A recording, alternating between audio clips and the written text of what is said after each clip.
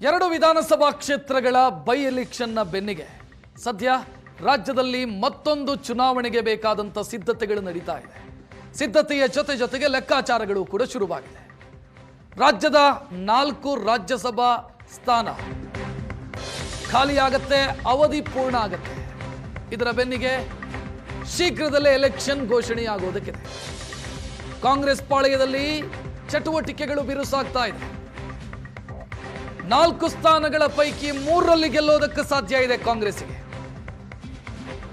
ಈ 3ರ ಪೈಕಿ ಯಾರ್ಯಾರಿಗೆ ಅವಕಾಶ ಸಿಗುತ್ತೆ? ಮಲ್ಲಿಕಾರ್ಜುನ್ ಖರ್ಗೆ, ದೇವೇಗೌಡ, ಈರಣ್ಣ ಕಡಾಡಿ ಮತ್ತು ನಾರಾಯಣ, ಈ 4 ಜನರ ಅವಧಿ ಪೂರ್ಣ ಆಗತ್ತೆ. ಎಲೆಕ್ಷನ್ ಇವತ್ತೋ ನಾಳೆ ಘೋಷಣೆಯಾಗುವಂತ ಸಾಧ್ಯತೆ ಇದೆ. ಸದ್ಯ ಬಹಳಷ್ಟು ಜನರ ಹೆಸರು ಓಡಾಡ್ತಾ ಇರೋದು. ಒಂದು ಮಲ್ಲಿಕಾರ್ಜುನ್ ಖರ್ಗೆ ಅವರನ್ನ ಕಂಟಿನ್ಯೂ ಮಾಡ್ತಾರೆ. ಇನ್ನುಳಿದ 2 ಅವಕಾಶ ಸಿಗಬಹುದು ಕಾಂಗ್ರೆಸ್ನಿಂದ. ಅದು ಯಾರು? ಪಟ್ಟಿ ನೋಡ್ತಾ ಇದ್ದೀರಿ ಯಾರ್ಯಾರು ರೇಸಲ್ಲಿದ್ದಾರೆ ಅಂತ.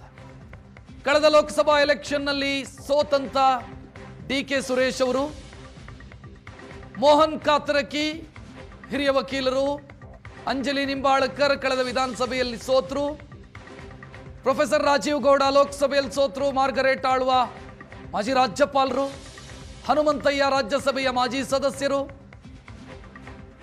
ಮನ್ಸೂರ್ ಅಲಿ ಖಾನ್ ಬೆಂಗಳೂರು ಸೆಂಟ್ರಲ್ನಲ್ಲಿ ಲೋಕಸಭೆಗೆ ನಿಂತು ಸೋತವರು, BV ಶ್ರೀನಿವಾಸ್ ಯೂತ್ ಕಾಂಗ್ರೆಸ್ನ ಪ್ರೆಸಿಡೆಂಟ್, ರಾಷ್ಟ್ರೀಯ ಮಟ್ಟದಲ್ಲಿ ತನ್ನದೇ ಆದ ಸಂಪರ್ಕ ಇರೋರು ಮತ್ತು ಸುದೀರ್ಘ ಅವಧಿಗೆ ಪಕ್ಷದ ಕೆಲಸವನ್ನ ನಿಷ್ಠೆಯಿಂದ ಮಾಡಿದವರು BV ಶ್ರೀನಿವಾಸ್.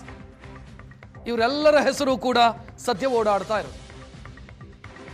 ಹೆಚ್ಚಿನ ಡೀಟೇಲ್ ನೀಡೋದಕ್ಕೆ ನಮ್ಮ ಪ್ರತಿನಿಧಿ ಮಾರುತೇಶ್ ಫೋನ್ ಸಂಪರ್ಕದಲ್ಲಿ. ಮಾರುತೇಶ್, ಈಗ ಮಲ್ಲಿಕಾರ್ಜುನ್ ಖರ್ಗೆ ಒಂದು ಕಂಟಿನ್ಯೂ ಆಗೋದು ಕನ್ಫರ್ಮ್. ಉಳಿದ 2 ಹಲವು ಲೆಕ್ಕಾಚಾರವನ್ನು ನೋಡ್ತಾ ಇದ್ದೀವಿ ನಾವು. ರಕ್ಷತ್, ಈಗ ಈ ಬಹಳ ಪೈಪೋಟಿ ಅಂತೂ ಇದ್ದೇ ಇದೆ. ಕಾರಣ ರಾಜ್ಯಸಭೆಗೆ ಆ ಪ್ರಮಾಣದಲ್ಲಿ ಕಾಂಗ್ರೆಸ್ನಲ್ಲಿ ಆಕಾಂಕ್ಷಿಗಳ ಸಂಖ್ಯೆಯು ಕೂಡ ದೊಡ್ಡದಾಗಿ ಇದೆ. ಜೊತೆಗೆ CM ತಮ್ಮ ಆಪ್ತರನ್ನ ಅಥವಾ ತಮ್ಮ ಬೆಂಬಲಿತರನ್ನ ರಾಜ್ಯಸಭೆಗೆ ಅನ್ನುವಂತಹ ಅಭಿಲಾಷೆ ಇಟ್ಕೊಂಡಿರ್ತಾರೆ. DK ಶಿವಕುಮಾರ್ ಕೂಡ ಆ ಪ್ರಯತ್ನವನ್ನ ಹೈಕಮಾಂಡ್ ಮಟ್ಟದಲ್ಲಿ ಮುಂದುವರಿಸ್ತಾರೆ.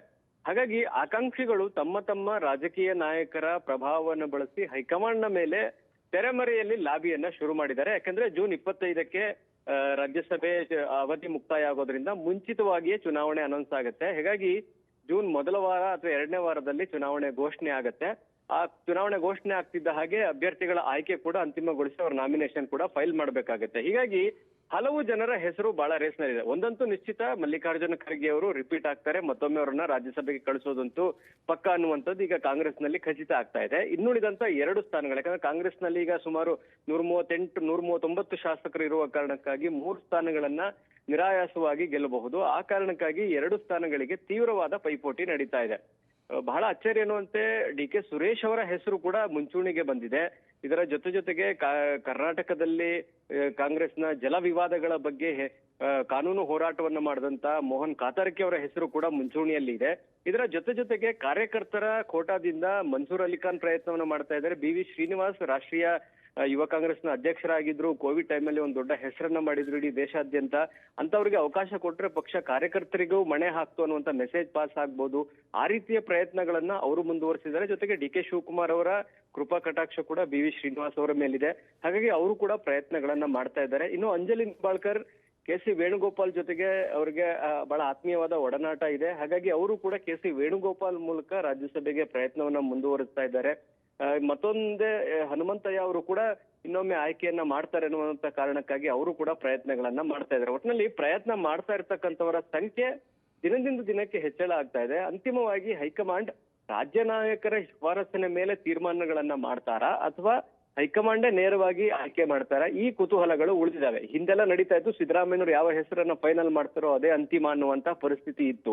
ಆದ್ರೆ ಈಗ ಆ ರೀತಿಯಾದಂತ ಪರಿಸ್ಥಿತಿಗಳಿಲ್ಲ. ಪವರ್ ಸೆಂಟರ್ಗಳು ಜಾಸ್ತಿ ಆಗಿದ್ದಾವೆ. ಮಲ್ಲಿಕಾರ್ಜುನ್ ಖರ್ಗೆ ಅವರು ಇದ್ದಾರೆ.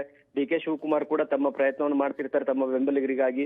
ಸಿದ್ದರಾಮಯ್ಯ ಕೂಡ ಪ್ರಯತ್ನವನ್ನ ಮಾಡ್ತಾರೆ. ಅಂತಿಮವಾಗಿ ಹೈಕಮಾಂಡ್ ಯಾರಿಗೆ ಮಣೆ ಹಾಕುತ್ತೆ ಅನ್ನುವಂಥದ್ದು ಬಹಳ ಕುತೂಹಲ ಮೂಡಿಸಿದೆ. ಆ ಕಾರಣಕ್ಕಾಗಿ ಈ ಬಾರಿಯ ರಾಜ್ಯಸಭೆ ಚುನಾವಣೆ ಬಹಳ ಇಂಟ್ರೆಸ್ಟಿಂಗ್ ಅಂತ ಅನಿಸ್ತಾ ಇದೆ. ರಕ್ಷತ್, ಧನ್ಯವಾದ ಮಾರುತೇಶ್ ಮಾಹಿತಿಗೆ.